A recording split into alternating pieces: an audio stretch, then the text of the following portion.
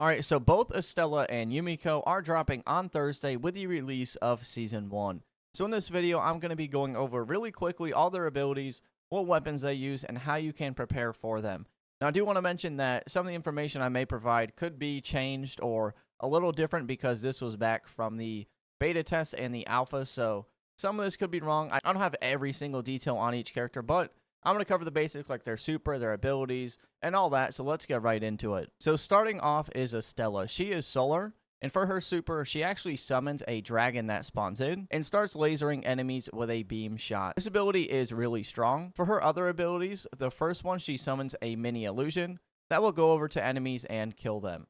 She also has another ability that makes it so your illusions, you can actually focus what enemy you want them to attack. So it could be handy for both of your super as well as your other abilities. That way your illusions don't go and kill some random ad. They attack the enemy that you are trying to kill. For her weapons, she uses a pulse rifle and a machine gun. So if you got the Season Pass exotic and you've been playing Kabir and leveling up the machine gun and the pulse rifle, you're going to be set for when she releases. Now we also have Umeko, who is releasing with her as well. And she is a Void Hunter that actually uses a scout rifle and a sniper rifle. She's more of a support character. She's able to buff your team as well as use invisibility. Her ability, Shadow Shuriken, allows her to throw her shurikens and will inflict Shadow Curse and deal void damage.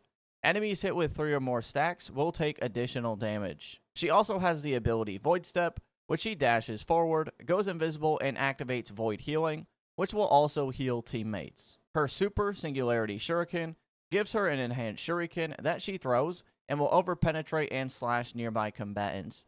This will deal void damage and inflict 4 stacks of Shadow's Curse that lasts 15 seconds. It also has a really cool effect, which mid-flight it will tear through space and pull combatants with it and do damage to them.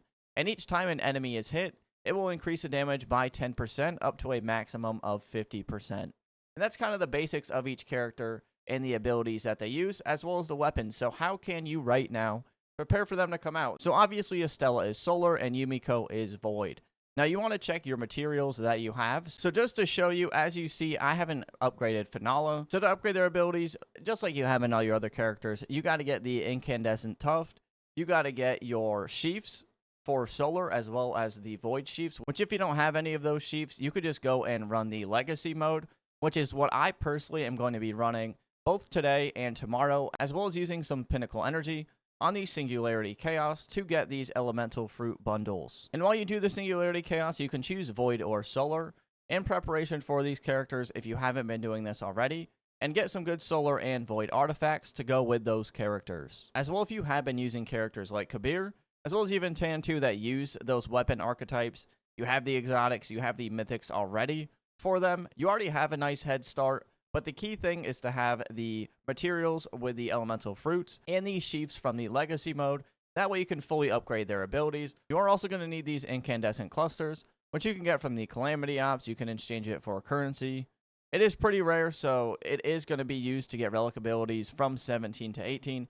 So if you fully want to upgrade those characters, you want to be running the Calamity Ops if you are able to, if you're high enough in power. Now, if you need any of these fruits or these sheaths, or even these incandescent clusters, we have the Efforts Rewarded event going on, which you're going to earn currency. You can buy these solar bundles here, which will give you some of these materials that you need, which you don't really need to do. I mean, that is just like a couple legacy runs and you'll have those. But you have the Elemental Fruit Choice chests, which if you don't want to spend pinnacle energy on doing Singularity Chaos, you could do that.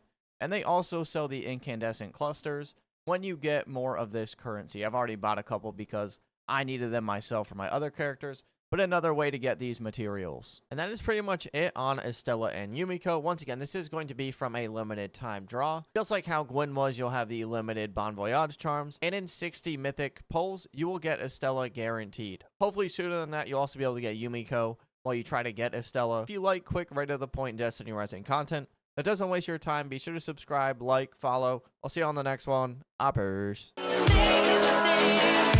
Here in the sun.